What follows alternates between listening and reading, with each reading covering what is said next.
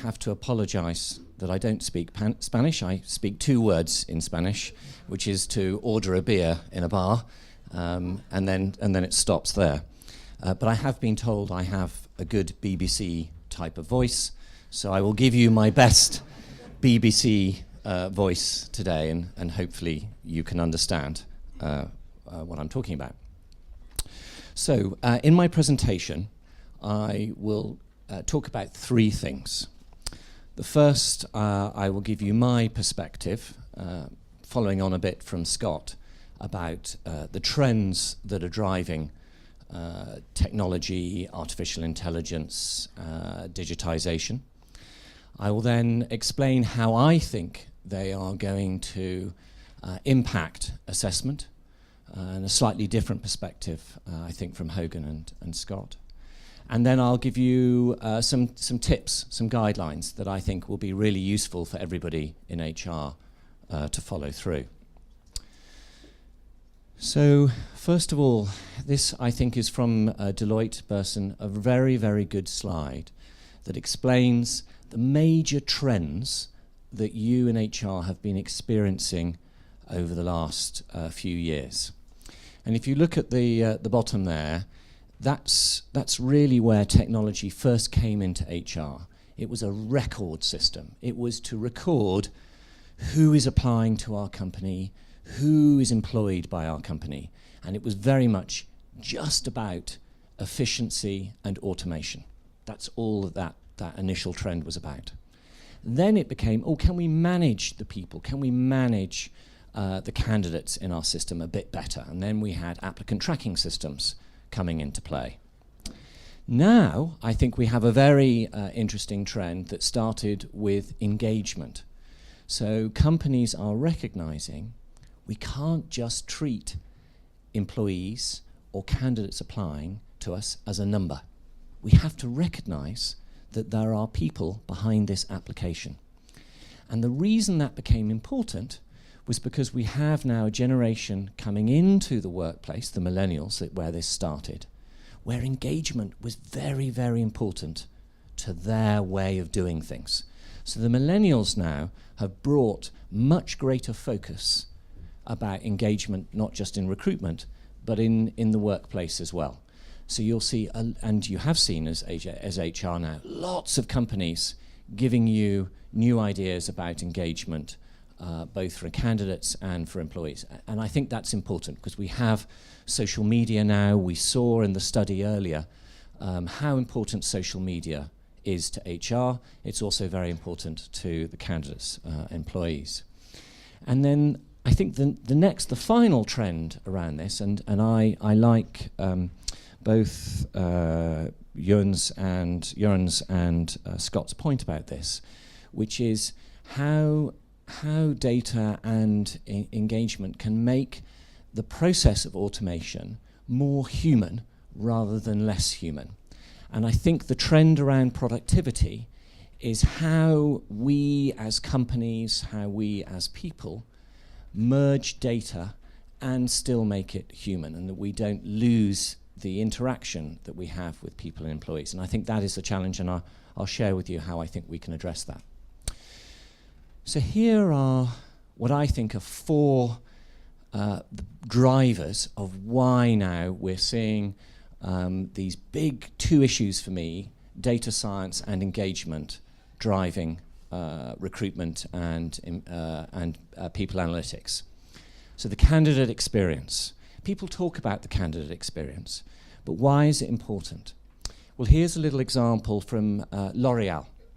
They did some research, and they found of the hundreds of thousands of people that apply to L'Oreal for their jobs each year, at least 27% of them are regular users of the L'Oreal product. They worked out, I think this was just in the UK alone, those people who are regular users of the brand spent £2.4 million, so nearly 3 million euros, on L'Oreal products a year. So this was the candidate pool that were applying to L'Oreal. So if you give them a bad recruitment experience, then the issue is not that they will drop out of the process. The issue is they will stop buying your products.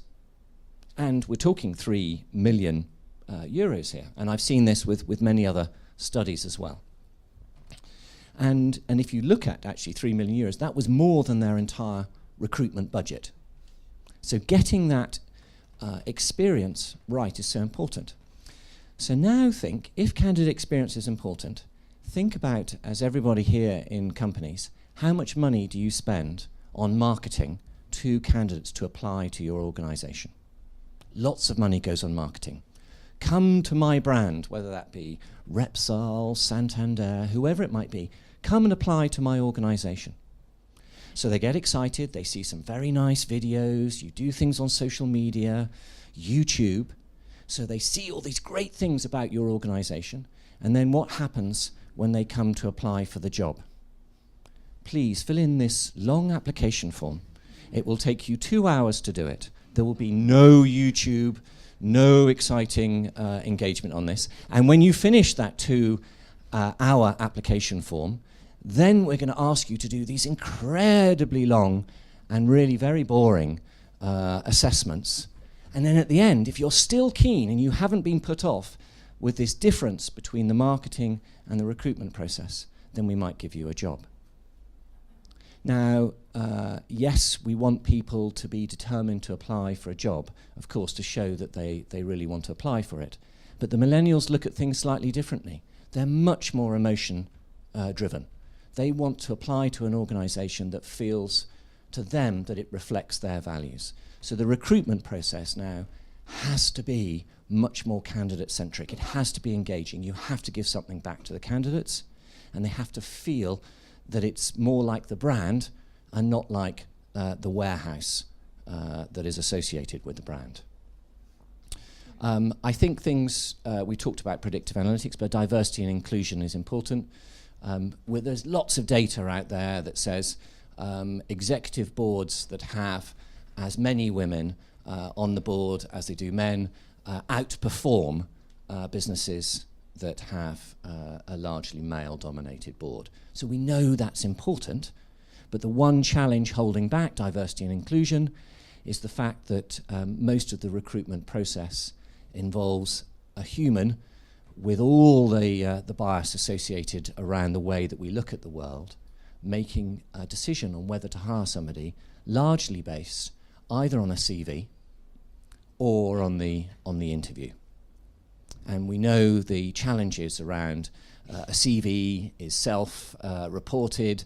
I remember one financial services bank that said to me, they got so many CVs that applied for this investment bank, they couldn't read them all. So he would take 50% of the CVs and just put them in the bin and just say they were unlucky. Because what else was he going to look at? University they went to? Well, is that the same as my university? I don't know that university. Well, if I don't know that university, then maybe I don't select that candidate. So these are the challenges of why we need to do a better way of doing assessment. And I think also things around culture fit now are as important as whether you have the intelligence to do the job.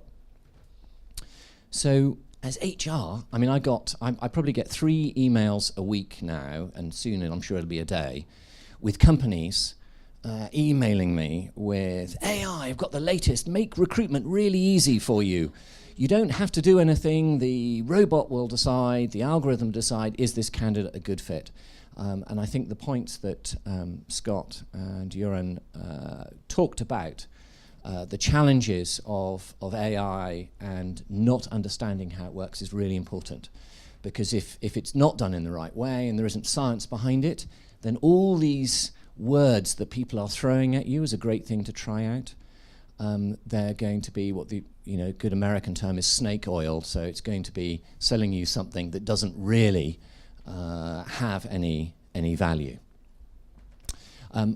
One of the things I think was great that Scott did was give you a definition of artificial intelligence.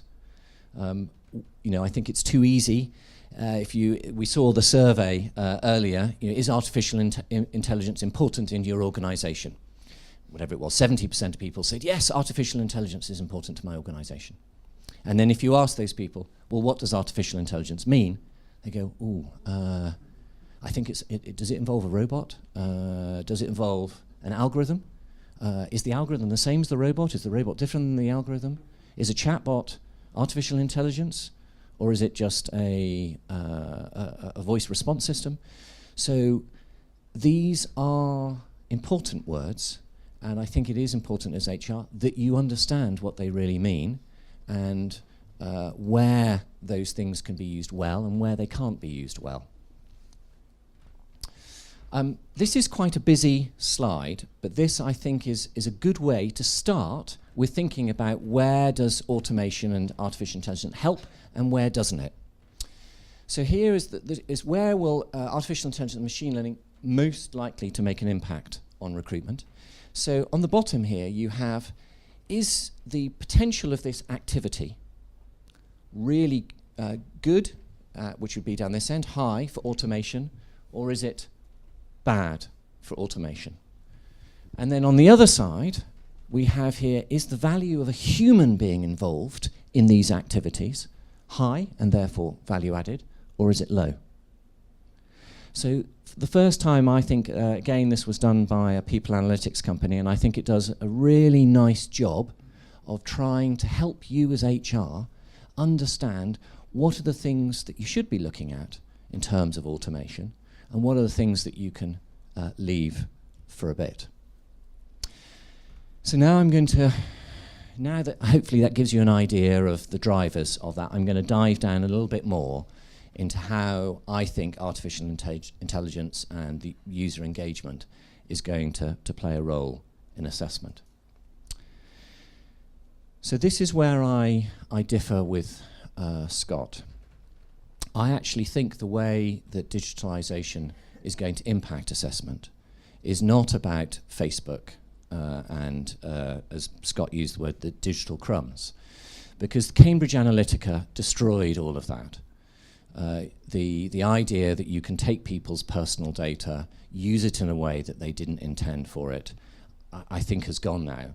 And actually at Arctic Shores, we were following what was going on with Cambridge Analytica really early on, because somebody said to me, that's going to destroy your business if that actually works. And the challenge I had with the Cambridge Analytica was similar to what Scott was saying, is that not everybody uses Facebook. Which social media do you use? So where I think digitalization is going to impact assessment is in the user interface, is in engagement. And this is where game technology is already changing a lot of the ways that people work and the way that they learn. So if you look at gamification now, I was on a flight in the US a few months ago, and for the first time I saw an advert for the Ford Motor Company, and then right after the advert that came onto the screen was a gamification company promoting learning for young children through using a game-like interface. So that 6-year-olds now are going to learn through game-like interfaces. So you have virtual reality, you have augmented reality. These are things that are driving what people do, the way that they like to interact with the world. And actually there's great ways that that technology can also help us with assessment too. So I'd like to give a little question to you here. How many people have heard of the digital organization called Twitch? So we're an HR community here. Nobody's heard about Twitch. So after today, go and ask anybody that you know under the age of 25 if they have heard about Twitch. Twitch is an online streaming service where people watch other people playing games. Do you know how many people, unique active users of Twitch, there are per month? 150 million. 150 million people dial in each month to watch other people playing games. And not one person in this room had heard about Twitch. So we talk about new interfaces, we talk about new technology. This is happening really fast. Twitch didn't exist 5 years ago. The biggest UK sporting event in the month of August was a boxing fight between two online gamers. Can you believe that?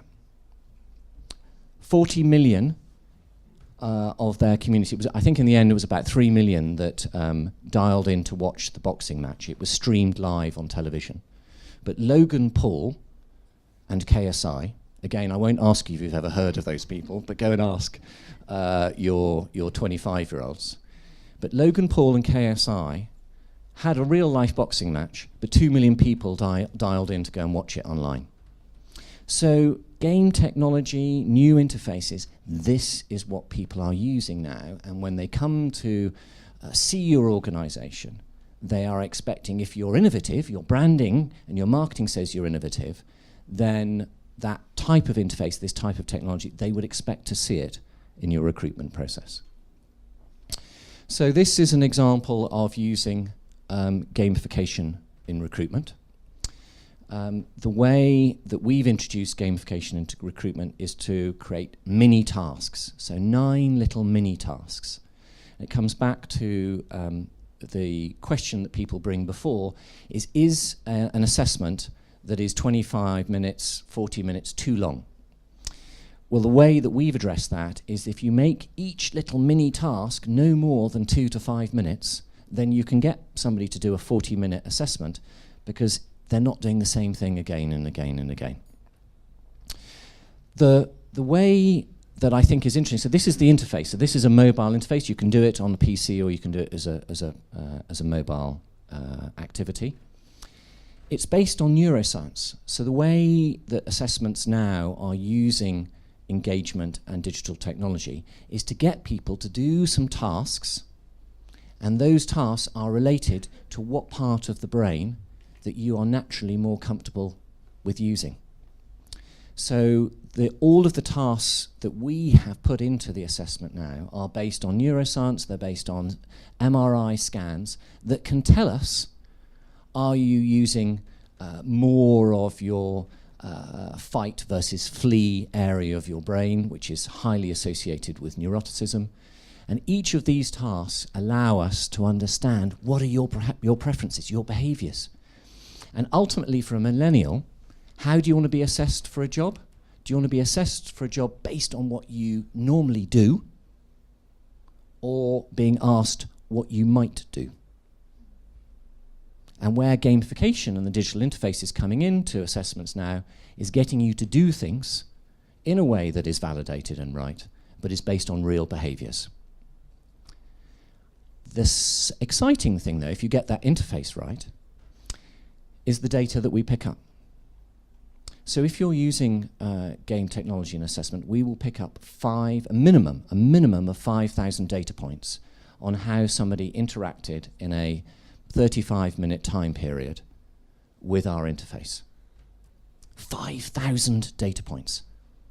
So a typical self-report questionnaire might be 50, and this is 100 times more data.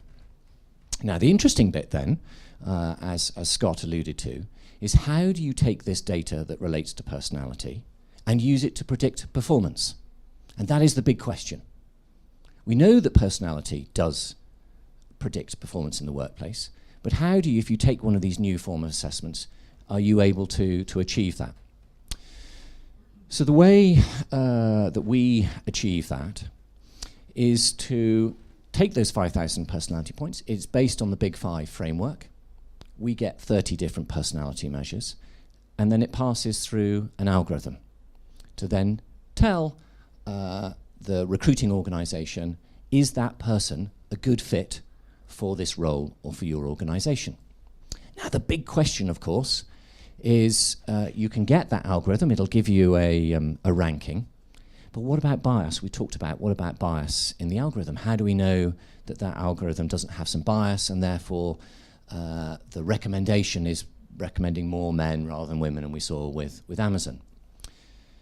And this is where we asked the question earlier, the big difference that I think is important about black box versus white box. So the only way you should be looking at artificial intelligence and algorithms that are associated with that artificial intelligence is if you can ask the vendor, the person that's coming to you with their silver bullet, this will solve all your recruitment problems. The first question should be, can I see what goes into that algorithm?